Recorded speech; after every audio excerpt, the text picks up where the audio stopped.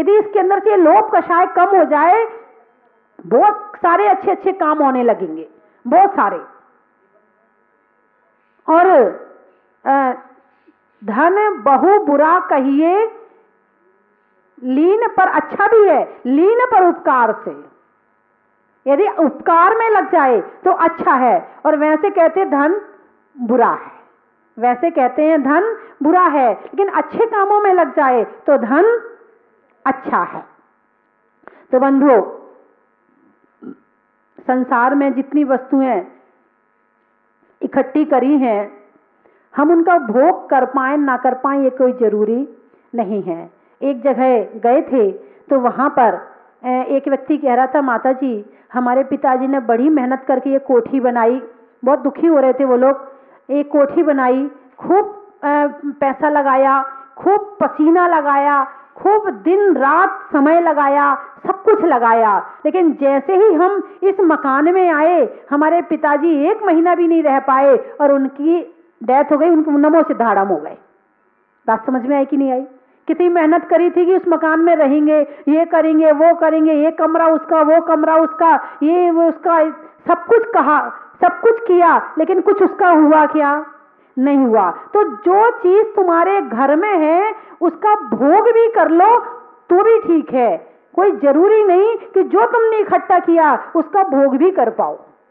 क्योंकि जब समय आता है, सामने थाली रखी है और आयु कर्म खत्म हो जाए तो हाथ की रोटी हाथ में रह जाएगी, मुंह का ग्रास मुंह में रह जाएगा, नीचे भी नहीं जा पाएगा और इस दुनिया से चले जाओगे।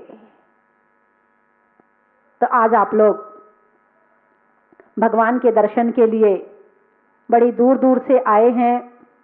आप लोगों ने प्रभु के दर्शन किए, भक्ति की, अभिषेक, शांति धारा, पूजा, आपने इस तरह से अतिशय पुण्य कमाया, मन को तृप्त किया, आत्मा को तृप्त किया। बस ये धन आपका यात्रा में लग गया, सार्थक हो गया। यहां दान कर दिया, सार्थक हो गया है तो कर लो। एक व्यक्ति के भाग्य लिखा गया, काल्पनिक कहानी है। एक व्यक्ति का भाग्य लिखा और भाग्य में 5 रुपए और एक घोड़ा। क्या था उसके भाग्य में? 5 रुपए और एक घोड़ा उसके भाग्य में था। उसे पता चल गया कि मेरे भाग्य में 5 रुपए और एक घोड़ा है। अच्छा, भाग्य में है ना, यदि भाग्य में है तो मिलेगा जरूर, भाग्य में है तो कहीं से मिलेगा जरूर। अब वो क्या करता, सुबह 5 रुपए जो उसके पास होते वो खाता पीता दिन भर, और उसके बाद शाम को जितना बचता वो बांट देता, और घोड़ा जो था किसी को दान कर देता। तो जो देने वाला था, जिसने उसका भाग्य लिखा था, अब दूसरे दिन फिर भेजना है उसके लिए, वो फिर उसे दूसरे दिन 5 रुपए और एक घोड़ा मिल जाता, वो फिर बांट देता, वो फिर उसके बाद फिर भेज देता। कहानी काल्पनिक है। अब वो फिर भेज देता। अब वो देने वाला परेशान हो गया, जिसने भाग्य लिखा था उसका, वो परेशान हो गया, बोले पागल है क्या तू? जब मैं तेरे को दे रहा हूं और तेरे को रोज मिलना है, तेरे पास इतना इकट्ठा हो जाएगा, तू रोज बांट क्यों देता है? बोले मैं इकट्ठा करके करूंगा क्या? उतनी संभालने की चिंता, उतनी उनकी देखरेख की चिंता, उतनी खाने पीने की चिंता, उतनी बड़ी घुड़साल चाहिए, उतना बड़ा वो सब सामान चाहिए। मैं नहीं टेंशन लेता, तूने लिखा है कि मेरे भाग्य में 5 रुपए और एक घोड़ा है, तो मैं तो रोज ऐसे ही करूंगा और खुश रहूंगा। बात समझ में आई कि नहीं आई? मैं तो रोज ही बांटूंगा, जब भाग्य में है तो आएगा कहीं ना कहीं से, मैं क्यों चिंता करूं? और इकट्ठा करने के बाद चिंता ज्यादा करनी पड़ेगी, करनी पड़ रही है। धन की स्थिति कि जब कमाते हैं तब भी चिंता करो, जब आ गया तो रखने की चिंता करो, चला जाए तो जाने की चिंता करो। करना पड़ता नहीं है? अब इकट्ठा कर लिया, उसकी कीमत खत्म हो गई, अब उसकी चिंता करो। यदि होता ही नहीं तो चिंता होती क्या? यदि आपने इकट्ठा नहीं किया होता तो जो अभी जिसकी कीमत खत्म हुई है तो क्या चिंता करनी पड़ती है? ही नहीं। हम क्यों चिंता करें? मस्त रहो, खुश रहो, मौज करो। हमारे गुरुजी कहते थे, खाओ पियो मस्त रहो, धर्म करो व्यस्त रहो। क्या कहते थे, आप भी लिख लो। खाओ पियो मस्त रहो, धर्म करो व्यस्त रहो, ना कुछ लाए हैं और ना कुछ लेके जाना है।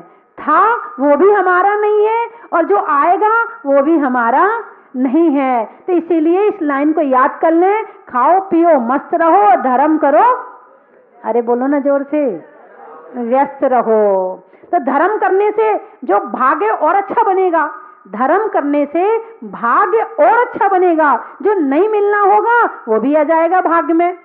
और बुराई भलाई और बुरा काम करने से जितना अच्छा भाग्य होगा वो भी खराब हो जाएगा। तो इसलिए अच्छे काम करते रहो, लेते रहो, देते रहो, दुनिया में चलते रहो। कुछ लेके चलो, कुछ दे के चलो, ना लाए हैं कुछ ना ले जाना कुछ, वो मुस्कुराते रहो। कुछ लेके चलो, कुछ दे के चलो और जीवन में अपने मुस्कुराते रहो, बढ़ते चलो। तो जितने लोग मेरी बात सुन रहे हैं, तो वो जो है, यदि नोट की चिंता हो रही है तो छोड़ देना। भाग्य का होगा तो लौट कर आएगा और भाग्य का नहीं होगा तो भाग जाएगा। बात समझ में आई कि नहीं आई? भाग्य का होगा तो भाग कर आएगा, लौट कर आएगा, और भाग्य का नहीं होगा तो भाग जाएगा। इसीलिए आप लोग प्रसन्न रहें, अपने मन को प्रसन्न रखें और अपने जो भी हुआ है उसमें सरकार का सहयोग करें कि आपने जो किया है वो अच्छा किया है, वो हमारा बुरा नहीं कर सकते हैं, उनने व्यवस्था बनाने के लिए किया है। तो नेता में वोट का, गिरने पर चोट का, और आज 500,000 के नोट का बड़ा ही महत्व है। चलने में पाठ का, मित्रों में साथ का, तीर्थंकरों में मुनि सुब्रत नाथ का, पंखा में झलने का, बच्चों में पलने का और भगवान के जमीन से निकलने का, महीनों में मई का, रजाई में रुई का और आने वालों में बंबई का, नहीं होने में रंज का, पंजाब में पंज का और आने वालों में रफीगंज का, धरती के लिए अंबर का, महीनों में नवंबर का और आने वालों में सलूम्बर का। और कहां से आए हैं? अरे बोलो ना। डूंगरपुर, गाने में सुर का, नृत्य में नूकर और नूपुर का और आने वाले में डूंगरपुर का, खेत में धान का, शादी में पान का और आने वालों में होने वाले विधान का, शिव चक्र विधान का, अनाज में चने का, गर्मी में पने का और बैठने में सभी बाहर वालों का। बोलिए 24 भगवान की। धर्म स्नेही बंधुओं,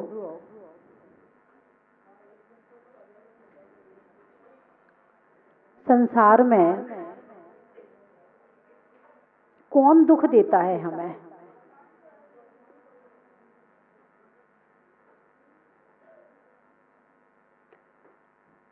सुख दुख दाता कोई न आन, मोह राग ही दुख की खान।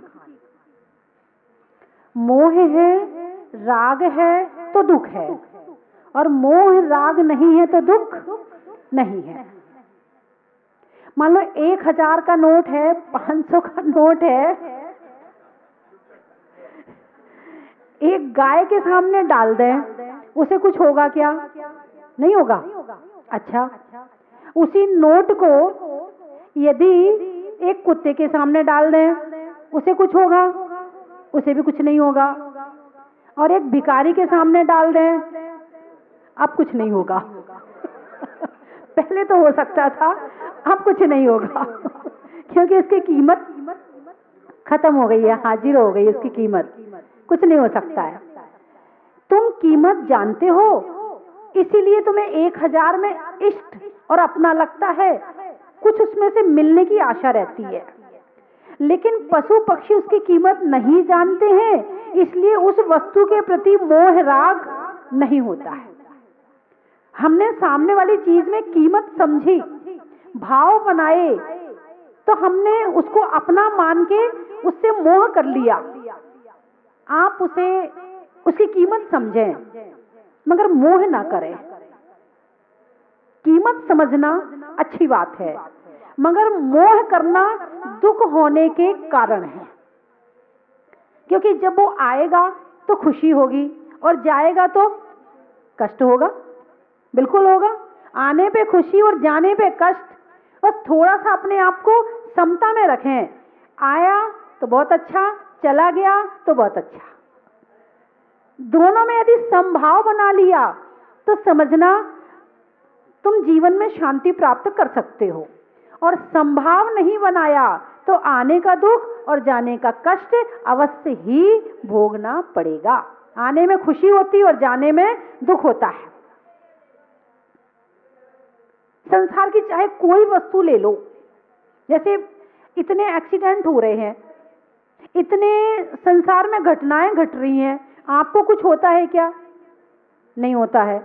पड़ोसी के यहाँ कुछ हो तो थोड़ा सा कुछ होता है, रिश्तेदार के यहाँ कुछ हो तो थोड़ा सा और कुछ होता है, और अपने घर में हो तो बहुत कुछ होता है। ऐसा क्यों? मोह। इसका कारण क्या है? मोह है इसका कारण। यानी कि गांव में कुछ हुआ, ज्यादा कष्ट नहीं हुआ, उससे बिल्कुल मोह नहीं है। पड़ोसी से हल्का फुल्का सा है, प्रेम राग है ना, पड़ोसी तो निभाना पड़ेगा, तो उससे थोड़ा सा है। रिश्तेदारों से उससे ज्यादा है, और अपने घर में उससे ज्यादा है। जितने जितने मोह की मात्रा बढ़ती जाएगी उतना उतना कष्ट बढ़ता जाएगा, और जितना जितना मोह की मात्रा कम हो जाएगी उतना कष्ट कम होता जाएगा। आप मेरी भावना पढ़ते हैं, मेरी भावना में पढ़ते, जिसने राग द्वेष कामादिक जीते सब जग जान लिया। कितनी अच्छी बात लिखी है। बोलो ये बात अच्छी है कि खराब है? अरे बोलो ना, अच्छी है पक्का। देख लो, रसगुल्ला अच्छा हो तो क्या करते हैं? खाते हैं। गाड़ी अच्छी लगे तो खरीदते हैं, और बात अच्छी लगे तो ग्रहण करते हैं। देख लो, यदि अच्छी लगी तो मैं जो बताऊंगी मान लेना बात को, उसे जीवन में उतारने की कोशिश करना जरूर। अब इसमें लेखक ने क्या कहा है? सबसे पहली लाइन, और इसका नाम है मेरी भावना। क्या नाम है? मेरी भावना। जो पढ़ रहा है ये उसकी भावना है। मेरी भावना का मतलब हमारी भावना नहीं लिखा है, मेरी भावना लिखा। तुम पढ़ रहे हो ये भावना तुम्हारी है, तुम पढ़ रहे हो ये भावना तुम्हारी है, जो पढ़ रही है भावना उसकी है। तो मेरी भावना में तुम्हारी भावना, अब मैं कह दूं चलो मेरी तो है ही, अब तुम्हारी है कि नहीं है? तुम्हारी है ना, तो अब मैं ये कहूंगी तुम्हारी भावना। तुम्हारी भावना में लिखा हुआ है, जिसने राग देश कामादिक जीते सब जग जान लिया। अब इसको ठीक से पढ़ो, जिसने राग द्वेष काम आदि के जीते। आपने कभी अर्थ लगाया ही नहीं होगा। जिसने राग द्वेष काम आदि के जीते उसने सब जग जान लिया। किसने जाना सब जग को? जिसने राग द्वेष काम आदि यानी और जो विकारी भाव हैं उनको जीत लिया है, उसने सारे जग को जान लिया है। सबसे पहले क्या जीतना है? राग। जिसने राग, जिसने यानी आपका नाम है इसमें, जिसने का मतलब आपका नाम। तो सबसे पहली चीज छोड़ने के लिए क्या कहा है? राग। कहा कि नहीं कहा है? भगवान ने सबसे पहले क्या छोड़ा है? राग छोड़ा है। राग छोड़कर वीतरागी बने हैं। जिनका राग बीत गया वो वीतरागी। भगवान कैसे हैं? वीतरागी। अब भगवान के सामने 1500 का नोट चढ़ाओ, भगवान को कुछ होगा क्या? नहीं होगा ना। क्यों? क्योंकि उनका इन नोटों के प्रति कोई राग नहीं है। हमारे सामने चढ़ाओ, कुछ होगा क्या? कोई दिक्कत नहीं है, क्योंकि राग नहीं है। राग होगा तो दुख होगा, राग नहीं होगा तो दुख नहीं होगा। तो भगवान ने सबसे पहले राग को जीतने के लिए कहा है। अब उसको धीरे धीरे शुरुआत करो, धीरे धीरे शुरुआत करो। या तो तुम शुरुआत करो, नहीं तो घटना घटती है तो दुखी होना पड़ता है। इसलिए तुम शुरुआत करो पहले कि चलो ये सामान है ना, ये मेरा नहीं है, ये चीज है ना, ये मेरी नहीं है, ये चीज है ना, ये मेरी नहीं है, ये मकान मेरी नहीं है। कम से कम आंख बंद करके बैठो, मंदिर में 5 मिनट के लिए और जितनी चीजें घर में हैं तुम्हारी सबकी गिनती लगाओ, क्या क्या है तुम्हारे घर में, परिवार में, और उन सब चीजों के लिए जब तक मैं मंदिर में बैठा हूं इन सब वस्तुओं से मोह का त्याग करता हूं, राग का त्याग करता हूं। आपने कोशिश करना प्रारंभ कर दी, आपने कोशिश करना प्रारंभ कर दी। साथ में प्रेरणा लो, मंदिर में बैठे हो, भगवान जी सामने हैं, हे भगवान जी आपने कोठी छोड़ दी, मैं भी छोड़ता हूं। आपने बंगला छोड़ दिया, मैं भी छोड़ता हूं। आपने वस्त्र छोड़ दिए, जितने वस्त्र शरीर में हैं उनको छोड़कर उन सब से मोह का त्याग करता हूं। ऐसे धीरे धीरे धीरे करके मोह छूटेगा। ऐसा नहीं है, जो भगवान कर सकते हैं वो हम भी कर सकते हैं। क्यों? जो भगवान का भूत है वो हमारा वर्तमान है, जो भगवान का भूत है वो हमारा वर्तमान है। तो हमारा वर्तमान है, लेकिन जो भगवान का वर्तमान है वो हमारा भविष्य है।